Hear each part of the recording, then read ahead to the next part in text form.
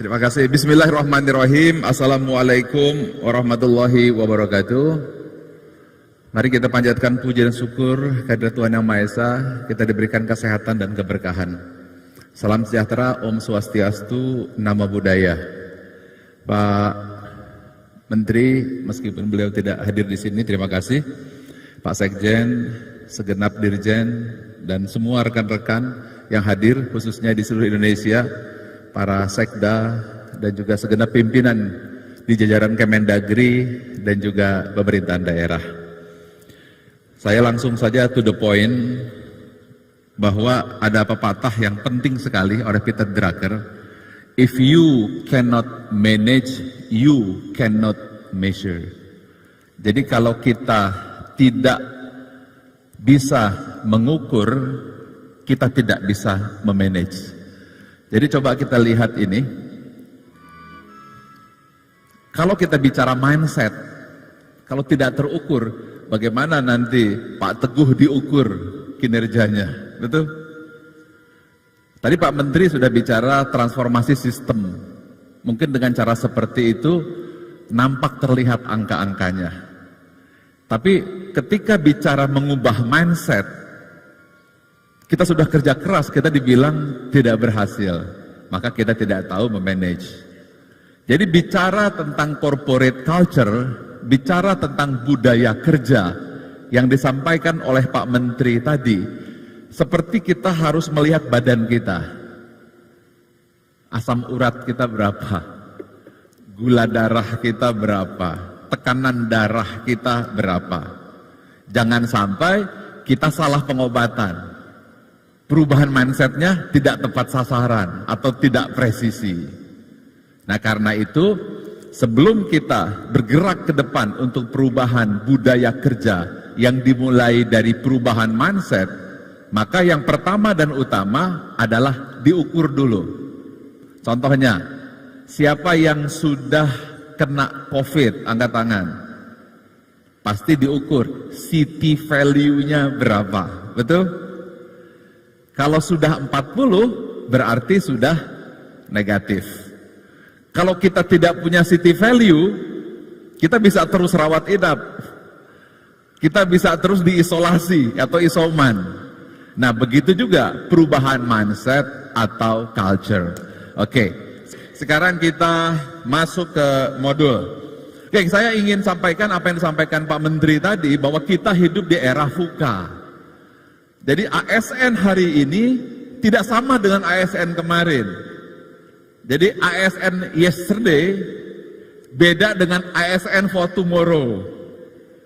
Bahkan katanya sudah banyak ASN yang diganti dengan robot gitu ya. Nah artinya ini disebut dengan VUCA. Semua berubah cepat, volatility. Semua uncertainty, tidak ada kepastian. Semua serba kompleks. Ini saya lapor ke siapa? Semua serba ambigu, tiba-tiba ada perubahan struktur, eselon 3-4 tiba-tiba dihapus, diganti digital, kemudian perpindahan ibu kota, perpindahan sistem, belum lagi perubahan teknologi, pakai metaverse, saya belum tahu seperti apa lagi ke depan. Ditambah lagi tadi apa yang Pak Menteri sampaikan, tentang yang Alvin Toffler itu, ya di mana perubahan itu dari agriculture ke industrial ke information technology. Lalu kalau keadaan seperti ini, apa yang harus kita lakukan? Mempertahankan bangsa, betul? Mempertahankan negara, benar? Mempertahankan Kemendagri. Lalu bagaimana cara mempertahankannya? Itu adalah kuncinya. Kita mundur 100 tahun ke belakang. Bagaimana bisa bertahan 100 tahun? Dilakukan sebuah riset oleh Ari de Goos tentang organisasi, korporasi yang bisa bertahan 100 tahun. Ini dia. Coba lihat yang warna hitamnya. Jadi apa yang disampaikan Pak Menteri itu adalah perubahan-perubahan dari sisi operating practice berubah. Betul? Sudah pakai bukan hanya dengan IKTP, teknologi-teknologi yang tadi disampaikan oleh Dukcapil, transformasi teknologi, itu akan berubah warna putih. Goals berubah, kemudian strategi berubah. Tapi perhatikan baik-baik, dua yang harus dipertahankan. Apakah itu? Core values dan core purpose. Dua saja, dua yang harus dijaga. Core values ini contohnya adalah amanah. Itu core values, integritas, itu amanah. Jepang bisa bertahan 1000 tahun kekaisarannya, yang dipertahankanlah Gi, Yu, Rei, Makoto, Chunggi. Gi itu jujur gitu, Rei itu hormat, Chunggi setia. Nah ini yang pertahankan. Alhamdulillah setelah Indonesia merdeka per hari ini, akhirnya di tahun 2021 Pak Presiden sudah mencanangkan berakhlak sebagai core values, core purpose. Kita berikan applause ini, sudah jelas sekarang. Ya, seperti Anda kalau ke Jepang juga jelas, dan kemudian apa yang menjadi core values-nya jelas. Tapi di Indonesia tidak jelas. Masing-masing kementerian punya core values beda-beda, berhati nyaman dan seterusnya. Sehingga kalau kita pindah ke salah satu kementerian, kita bingung apa core values-nya. Ya, kalau di Cina 2, Guangxi, Xinyong, Guangxi, Gongxi, Xinyong, jujur gitu ya. Korea juga jelas, yaitu core values-nya. Begitu core values ada, Korea bangkit dari hanya per kapita 60 US dollar, sekarang 25.000 US dollar. Oke, sekarang apa yang kita perlukan untuk menghadapi ini? 3, nah, maksud saya ada 5, yaitu agility. Pertama, mental agility. Jadi mental ASN itu bukan lagi mental yang biasa. Change agility, siap untuk dirubah-rubah, siap untuk dimutasi, siap untuk menerima perubahan, siap untuk tidak hanyut kepada situasi yang saat ini bisa membuat anak-anak kita goyah. People agility, pimpinan akan terus berganti, atasan berganti, anak buah juga datang.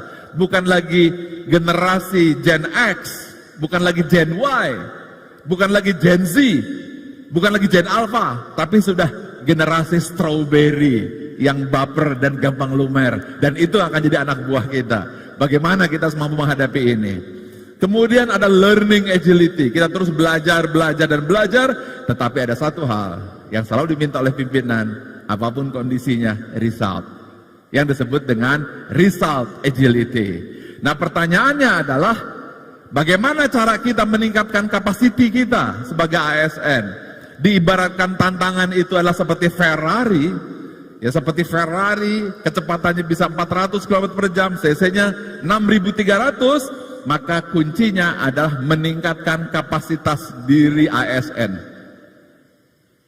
Jangan sampai tantangan di luar Ferrari, kapasitas dirinya Karimun. Lalu apa yang harus dibangun? Saya perlihatkan segitiga ini. Oke? Kompetensi itu sering dilatih. Kita terlalu banyak mengajarkan kompetensi kepada anggota kita, ASN kita, betul? Tetapi yang bermasalah bukan kompetensi, tetapi agility. Saya belum lama kumpul kepada sebuah kementerian, ya, ada sebuah kementerian yang bergerak di bidang energi gitu ya. Anak-anak muda yang pinternya, insinyur-insinyurnya resign, orang-orang pinternya. Bagaimana jadinya? Akhirnya yang tinggal orang-orang yang tingkat 3, tingkat 4, tingkat 1-nya pergi. Mengapa? Karena kita tidak membangun agility. Bagaimana cara membangun agility? Maka yang kita bangun capacity. Kalau bahasa Jawanya ini luas, bawahnya luas. Tetapi coba kita lihat, apakah kita mengajarkan tentang luas dan luas? Belum. Karena luas itulah spiritual intelligence. Luas emotional intelligence. Baru yang atas kompetensi itu adalah IQ. Oke, sekarang saya akan berikan 5 ukuran. Ya, 5 ukuran. Apakah kita siap untuk menghadapi transformasi secara mindset? Saya tidak bicara teknologi. Apakah kita siap untuk menghadapi tekanan? Apakah kita siap untuk menerima menjadi orang yang punya akhlak atau punya accountable? Maka ada 5. Oke, perhatikan baik-baik, ada 5 ini. Berakhlak itu adalah biji yang mau ditanamkan ke hati. Maka untuk siap tergantung kualitas tanah, yaitu hati atau jiwa kita. Ada 5 ukuran, apakah kita siap untuk menerima transformasi mindset dan transformasi kultur yang tadi disampaikan oleh Bapak Menteri. 5, dan ini penentu kegagalan atau keberhasilan ada di 5 ini. Oke, sekarang paling rendah. Ibarat tanah ini tanah batu karang lah, akhlak yang nggak bisa masuk ke level 1. Level 1 disebut dengan dependent. Ini adalah ASN yang hanya datang, kemudian hanya bisa diperintah-perintah, disuruh-suruh, tidak punya inisiatif, tidak punya tanggung jawab. Level 1. Oke, level 1. Jadi dia hanya datang, tidak punya inisiatif, hanya tunggu perintah, tidak diperintah, tidur dan tidak kerja. Level 1. Oke, siap. Sekarang level 2. Level 2 itu disebut dengan ego independent. Jadi ego independent, dia datang hanya untuk satu tujuan, cari uang, cari makan. Jadi kalau ditanya, kenapa masuk ASN? Karena masuk ASN dapat duit, dapat gaji, dapat beras, dapat tunjangan, dan dapat pensiun. Ini level 2. Ya, biasanya level 2 ini yang punya masalah. Nah, permasalahannya banyak sekali orang tiba-tiba jadi wali kota, jadi bupati, dia posisinya tinggi, otaknya adalah doktor, tapi hatinya level 2, maka ditangkap KPK. Kalau dia punya kekuasaan, punya jabatan, maka dia akan mempergunakan kekuasaannya untuk ego diri. Ini disebut level 2. Dia datang hanya untuk cari apa? Cari makan. Kemudian cari apa? Cari beras, cari tukin. Kemudian paling tinggi, cari pensiun. Nah, ini yang datang ke ASN. Bayangkan, level 3, ini lebih bagus. Level 3 itu bahasa Jawanya ini mangan, rak mangan, sing penting kumpul. Ini level 3, oke? Sedangkan level 2, kumpul, rak kumpul, sing penting mangan. Level 3, bagi dia, jabatan, pengakuan, penghargaan, itu orientasi saya masuk ASN. Ini level 3. Kalau level 2, KKN kerjasama dengan level 2, selesai. Satu negara, satu provinsi, satu direktorat. Mengapa? Level 3 jago negosiasi, jago melobi, pandai bergaul. Kemudian level 2 kepentingan diri, habis bangsa Indonesia. Nah, ini yang penting untuk merekrut ASN, memberi kesempatan, memberikan jabatan. Kesalahan kita tidak mengukur level ESQ-nya. Oke, sekarang level yang diharapkan 4. 4 ini seperti Pak Hugeng, ya, level 4. Kemudian Bismar Siregar, minimum 4. Baharudin Lopa, minimum 4. Pak Artijo Alkostar, level 4. Contoh perilaku level 4. Pada tahun 1950, pemerintah mencanangkan Sanering untuk membantu ekonomi dari inflasi. Kemudian saat itu setelah Sanering, Ibu Rahmi Hatta bilang ke Bapak, Pak, Bapak kenapa nggak bilang saya dulu? Katanya. Kenapa, Dek?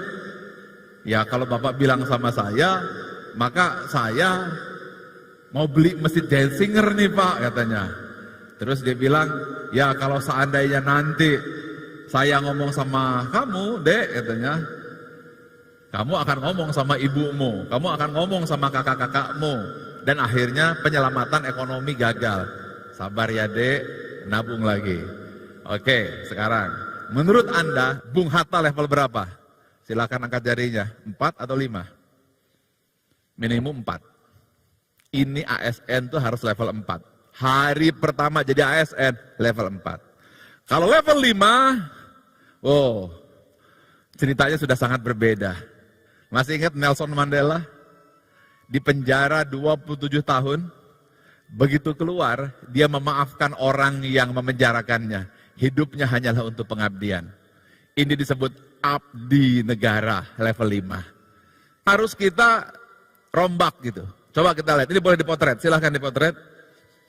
Saya bisa juga melihat di dirjen Anda, misalnya kemudian di provinsi mana, kota madya mana, bupati mana, kita kelihatan. Maka jangan heran, korupsi itu pasti datangnya dari orang-orang yang mindset level 2, pasti itu. KKN pasti yang level 3. Korupsi dan KKN level 2 dan level 3. Ini level 1 lupakanlah. Yang bisa memegang amanah cuma level 2. Yang bisa pegang amanah dan jujur di sini. Silakan di screenshot, di potret semua. Tolong lihat potret. Sudah paham ya kenapa nggak berhenti-berhenti masalah ASN ini? Karena ini. Oke.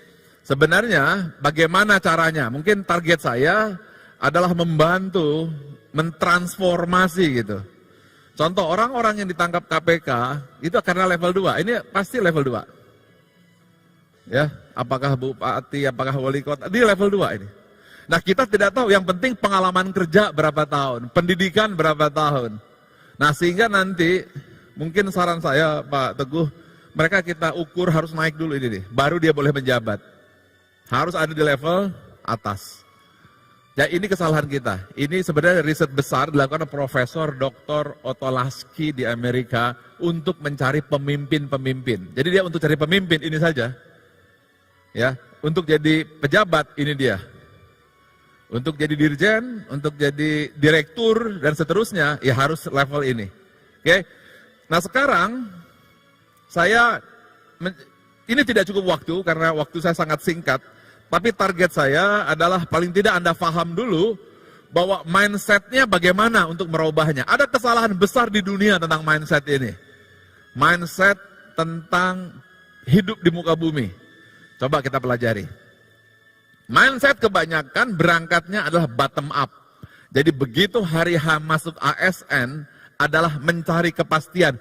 Gaji saya berapa, pensiun saya berapa, tukin saya berapa, nomor 1. Itu kesalahan paling besar. Ya, kesalahan paling besar. Padahal kan sudah dikatakan ya, bukan apa yang yang negara bisa berikan untuk kita, tapi apa yang kita berikan untuk negara. Jadi beda sekali. Hari masuk ASN, mindsetnya di sini. Ya sudah, macam-macam itu kejadiannya. Nggak nyambung antara misi ASN. Nah, berakhlak adalah membahas ini semua. Oke. Target kedua tantangan. Jadi tantangan itu adalah semua orang suka tantangan. Karena itu orang suka main bola, anak-anak suka main game, betul, balap sepeda, berenang, apa saja. Pokoknya yang penting tantangan level 2. Kemudian ada tantangan di sebuah wilayah dihadapi, berolahraga, sepak bola, badminton. Ya, semuanya tantangan. Masuk ASN, menghadapi permasalahan. Ada yang suka, orientasi dia level 2. Kemudian naik ke atasnya adalah eksistensi. Saya ingin eksis, maka dia bangga menjadi pejabat, bangga menjadi amtenar, bangga menjadi ASN, dan kebanggaannya itulah menjadi utama, ya, bahkan lebih bangga daripada menjadi seorang pengusaha. Berarti dia level 3. Kemudian yang keempat adalah setiap waktu dia hanya berpikir kapan naik pangkat, naik jabatan, naik eselon. Itu saja otak dia. Dan tidak terpikir yang nomor 6. Bahwa hidup adalah untuk kontribusi. Celakanya, yang masuk sampai level 6, biasanya kalau sudah jadi level tinggi. Sudah jadi dirjen, sudah jadi direktur, sudah jadi menteri, levelnya 6 biasanya. Sudah bicara tentang negara. Tapi kebangetan, kalau sudah punya jabatan tinggi, masih di level 1, maka dia pasti akan punya masalah ke depan. Oke, berikutnya adalah yang paling tinggi, itu adalah purpose. Nah, purpose itu yang tadi Pak Menteri sampaikan, hey, Anda ini mau jadi eselon berapa, kayak mau bintang berapa, ujung-ujungnya Anda kembali ke dalam kubur, 2 kali 2 meter, nggak lebih, nggak kurang. Maka pertanggungjawabkan hidupmu, berikan kontribusimu. Itu sudah level berapa? 7, purpose. Nah, sekarang saya ingin tanya. Yang diajarkan sesuai agama masing-masing. Nabi dan Rasul masing-masing. Guru masing-masing. Silakan tulis di kolom chat. Yang benar dari atas ke bawah atau dari bawah ke atas? Tolong jawab.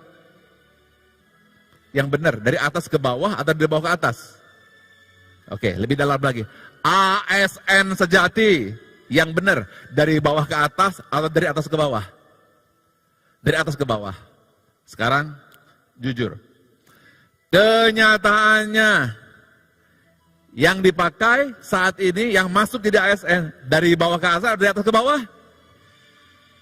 Dari bawah ke atas. Jadi saran saya Pak, kalau bisa untuk merubah ini ya nggak cukup saya ceramah seperti ini. Saya itu satu saat saya berharap kita 1 hari atau 2 hari seperti bapak-bapak yang pernah gitu ya beberapa waktu untuk mengubah mindset ini. Ini gampang bicaranya, tapi untuk mengubahnya itu perlu energi dan perlu waktu, sebuah awareness gitu. Celakanya di sekolah, guru-guru kita, teman-teman kita mengajar ke bawah. Maka orang-orang berlomba pamer-pamer harta, betul? Kemudian nomor 3 berlomba dengan kendaraan dan sebagainya. Ini saja. Harusnya saya bangga memberi kontribusi. Di Jepang, ASN itu memberi itu melayani saburau. Saburau kelak namanya menjadi samurai. Hidupnya melayani. Dia bangga kalau melayani. Seperti di Jogja itu kan dia abdi dalam itu ya dia mengabdi Gus dia begitu. Jadi begitu masuk di sini, tapi tantangan zaman dari bawah. Nah, ini yang harus kita lakukan. Tapi tentu saya tidak bisa jelaskan di sini karena batasan waktu. Oke? Ini sesi 1 saya ada waktu mungkin 20 menit lagi. Oke, ini dulu. Jadi yang Pak Menteri harapkan adalah perubahan mindset. Itu nomor 1, oke? Jadi bagaimana ngerubah mindsetnya?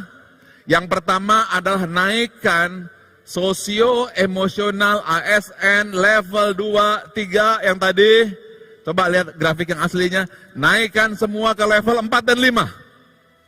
Itu rumus 1, oke? Yang kedua, pindahkan cara berpikir mindsetnya bukan bottom up, tapi top down. Oke? Itu dia. Ini strategi mindset dalam waktu cepat. Tentu ini butuh waktu. Ya.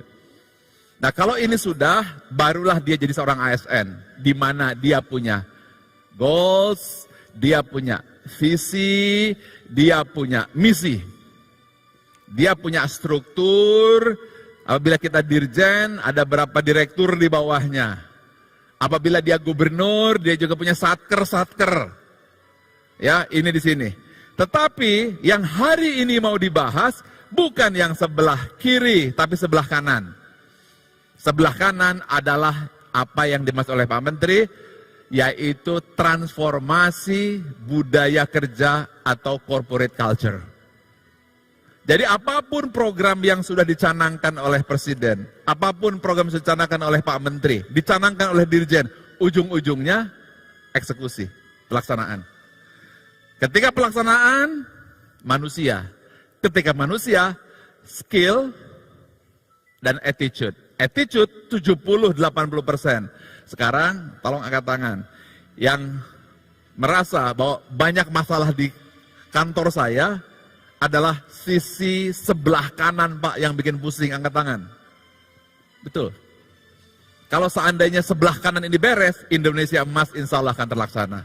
Nah hari ini sudah clear seperti ini, jadi kalau kita hubungkan cara berpikir Pak Presiden, maka sama, yaitu Presiden punya misi visi target. Ada 5 prioritas kerja Pak Presiden. 1, pembangunan SDM. 2, pembangunan infrastruktur. 3, simplifikasi regulasi. 4, penyederhanaan birokrasi. 5, transformasi ekonomi. Itu dia. Tetapi dalam pelaksanaan, maka yang sebelah kanan Pak Presiden sudah mencanangkan berakhlak. Dan ini 70%. Kemudian diaplikasikan di Kementerian Dalam Negeri. Sama. Maka ini Pak Menteri Dalam Negeri punya target, punya visi, punya dirjen, punya direktur, ya, punya satker, semuanya seperti ini. Tetapi hari ini Pak Menteri bicara sisi yang sebelah kanan ini, yaitu corporate culture, yaitu mindset. Nah, sebelah kanan, kiri sudah terukur, sekarang kanan sudah terukur. Oke, apakah sudah clear semua? Berikutnya, Anda. Jadi apabila Anda seorang sekda, ya sama. Apabila Anda seorang gubernur, ya sama. Apabila Anda seorang dirjen, ya sama. Cara berpikirnya, yaitu seperti satu koin dengan sisi mata uang yang dua. Satu strategi, satu culture. Tetapi selama ini yang bermasalah di Indonesia, kiri atau kanan? Dua-duanya ya. Tetapi yang paling bermasalah, sudah paham kenapa eselon 4 dan 3 dihapus? Tetapi meskipun dihapus, tapi kalau mindset ini nggak berubah, ya nggak berubah juga. Oke, nah ini sesi saya yang terakhir. Bagaimana Anda sebagai pemimpin mengubah culture, betul kan? Nggak mungkin saya, Anda yang harus bisa melakukannya. Oke, sekarang ada 8 langkah. Tadi sudah dijelaskan oleh Pak Sekjen. Yang pertama, mapping seperti PCR test. Dengan PCR test, Anda tahu, Anda ini positif, negatif. Sakitnya apa? Gula darah atau asam urat. 2, seperti hari ini, sosialisasi. Internalisasi belum, itu berupa training. Itu namanya internalisasi. 3, punya kompetensi. Bagaimana cara mengubah satu provinsi, satu dirjen, satu direktorat, satu satker. 4, harus ada leader. Seperti barusan Pak Menteri, dia leader yang punya komit untuk merubah. 5, nah ini sudah SK-nya dari Menpan, yaitu harus punya agen perubahan. Tetapi agen perubahan yang tahu hasil pengukuran. Yang terjadi di Indonesia, agen perubahannya banyak, tapi tidak tahu orangnya sudah di PCR test atau belum. Belum dibawa ke Prodia, langsung kerja, ya tidak efektif. Kemudian baru ada evaluasi intervensi, sakit gula darah atau asam urat. Berikan award, dan terakhir teknologi. Oke, jadi satu persatu. Sekarang mapping. Oke, kita lihat, if you cannot measure, you cannot manage. Nah, berikutnya, seperti hari ini lakukan. Jadi dalam Pak Sekda-Sekda yang hadir, lakukan hal yang sama seperti ini. Supaya di jajarannya juga jelas. Dirjen-dirjen lakukan hal yang sama ke bawahnya. Ya, direktur-direktur sampai ke bawah. Supaya jangan hanya menjadi knowledge, ya, tetapi dia harus sampai belief. Kalau Jepang itu sampai belief itu. Bahkan dia kalau tidak jujur, jangan diikuti, bunuh diri. Saking sudah sampai belief sistemnya di sini. Nah, target kita di situ. Oke? Tadi seperti Pak Menteri ngomong, Anda tuh akan mati kok 2 kali 2, apalagi sih? Nah, berarti beliau bicaranya belief. Betul ya? Kemudian tadi disampaikan oleh Pak Alex tentang Menpan RB bagaimana strateginya, itu adalah knowledge. Oke, berarti tugas saya adalah menggabungkan knowledge jadi belief. Oke, lanjut. Oke, berikut. Nah, ini penting. Kompetensi membangun budaya kerja. Jadi harapan saya, satu dirjen, 1 orang yang bisa seperti saya. Jadi nggak mungkin saya. Dan saya akan didik dapat sertifikat dari BNSP, Badan Nasional Sertifikasi Profesi. Jadi dia itu ngerti, kalau dipanggil oleh Pak Dirjen, sini, beresin nih culture saya. Dia ngerti strateginya, gitu. Ya. Nah ini, dia ada 10 langkah, tadi sudah dijelaskan oleh Pak Sekjen. Pertama, temukan alasannya. Tadi alasan sudah dijelaskan oleh Pak Menteri.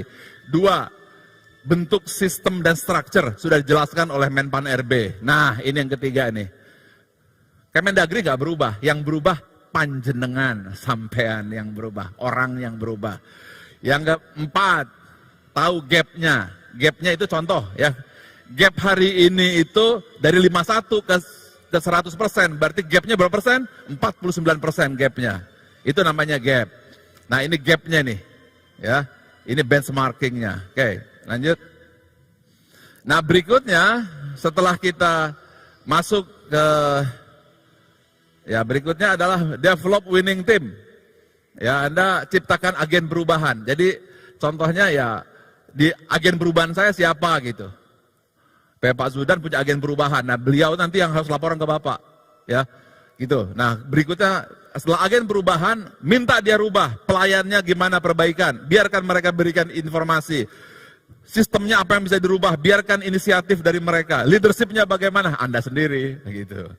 Kemudian baru kita campaign. Campaign kita apa? Oh, masalah kita tidak harmonis. Campaign kita harmonis, harmonis, harmonis. Betul?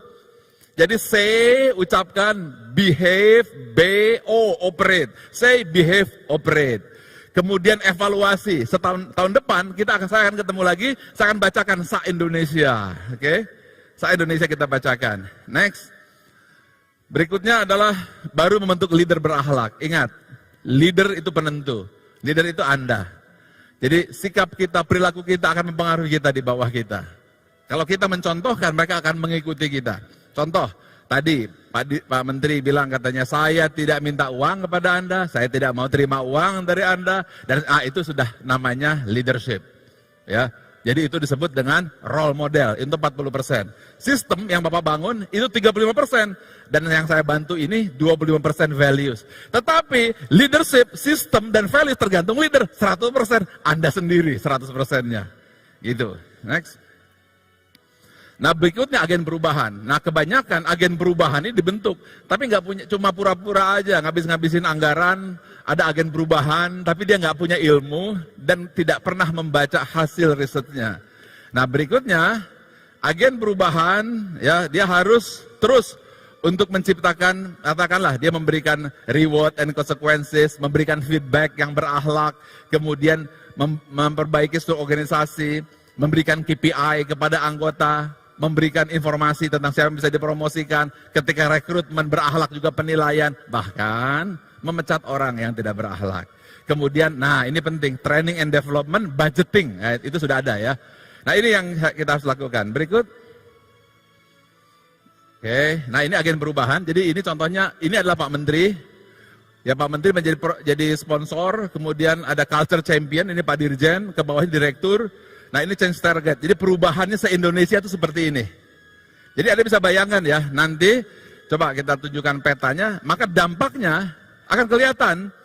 Muncul lagi daftar ACI-nya, oke ini hasilnya.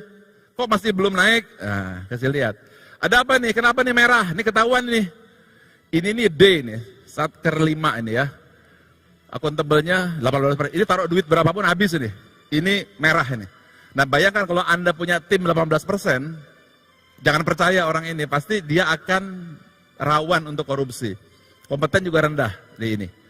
Jadi Anda bisa siap-siap gitu. Jadi ini bukan untuk menilai Anda, tapi untuk membantu Anda supaya Anda tidak terjebak gitu. Karena jebakannya dua, anak buah tanda tangan, Anda yang kena, betul? Anda sudah pensiun, Anda masih dipanggil lagi gitu. Nah lebih baik kita dari bawah benar kita jaga supaya ini tidak menjadi kejadian. Lanjut. Nah baru evaluasi intervensi. Nah setiap tahun akan dibaca lagi hasil evaluasinya. Ini evaluasinya, oke? Nanti Anda, kalau Anda sebagai seorang gubernur, Anda seorang bupati, Anda seorang dirjen, Anda seorang katakanlah pimpinan daerah, ya Anda bisa lihat. Ada apa nih kabupaten ini? Ada apa nih provinsi ini? Ya, maka semuanya akan nampak dengan jelas. Oke? Nah berikutnya, ini dia roadmap-nya. Ini dari saya, mudah-mudahan sih tahun 2022 ini jangan bisa B, 2023 sudah A, sehingga 2024 sudah selesai, revolusi mental berhasil dengan nilai A. Tepuk tangan dulu. Ya, itu saran saya, dan kemudian harapan saya akan ada award apresiasi. Contoh di Kementerian BUMN, kemarin kita buat itu 1 tahun. Nah saran saya akan ada nih, Akhlak Award versi Mendagri. Diberi penilaian di seluruh anggotanya dinilai. Siapa yang dirjen yang terbaik berakhlaknya, ketahuan. Kemudian di level provinsi, mana provinsi yang terbaik, ketahuan. Kemudian kabupaten terbaik, semuanya akan nampak. Dan semuanya bisa dibuka secara digital, tetapi juga bisa dilihat secara, bukan hanya secara angka, tapi juga Anda bisa penjelasan secara verbal, apa saja. Oke? Nah berikutnya manfaatkan teknologi. Ini bukan menyindir Pak Zudan ini. Jadi ada teknologi. Jadi nanti kita bisa diskusi sama-sama. Jadi ada sebuah sistem semuanya hanya di handphone. Sehingga sambil tidur Pak Menteri bisa lihat, Pak Presiden juga bisa melihat gitu. Bagaimana perjalanan berakhlak di setiap provinsi kelihatan, intervensinya perbaikan kelihatan. Itu kita sudah punya alatnya, tinggal nanti akan saya berikan ke sini, silakan dipakai. Jadi bisa integration platform gitu ya. Jadi platform untuk belajar sama-sama, semuanya bisa. Komunikasi, saya dari Papua, bagaimana bisa komunikasi dengan Aceh, ada masalah di sini bagaimana bisa. Memberi apresiasi yang berakhlak, bisa. Memberi feedback dari dirjen ke bawahan atau menteri ke dirjen, bisa. Kolaborasi, ada sebuah program dilaksanakan sama-sama, bisa. Metode belajar terbaru, semua dalam genggaman. Jadi kalau ini berhasil, maka Kemendagri menjadi kementerian paling canggih pertama. Kita sudah ada alatnya Pak, tinggal saya serahkan aja untuk membantu. Oke, nah pada akhirnya, ya inilah 8 strategi, boleh difoto ini. 1, Anda mapping, Anda suruh aja anak buah Anda. Pak Dirjen nanti anak buahnya kirimkan satu-satu, saya akan latih pro bono, dapat sertifikat ujian negara. Jadi dia bisa seperti saya. Ya silahkan free of charge pro bono, nanti kirim ke saya. Dan dia dapat ijazah resmi. 2, sosialisasi, internalisasi. Ini internalisasi belum. Internalisasi ini programnya Pak Teguh gitu Pak. Internalisasi ke hati. Kemudian kompetensi. Nah orang yang seperti saya harus ada di setiap provinsi 1 orang, kabupaten 1 orang, setiap dirjen 1 orang, setiap satker 1 orang. Nah dia yang harus memanage ini semuanya. Kemudian leader, itu Anda sendiri, punya tanggung jawab. Agen perubahan tersebar, dan itu sudah ada perintahnya. Kemudian evaluasi perubahannya, sambil mereka harus perbaiki, berikan apresiasi, dan kemudian manfaatkan teknologi. Nah itu dari saya.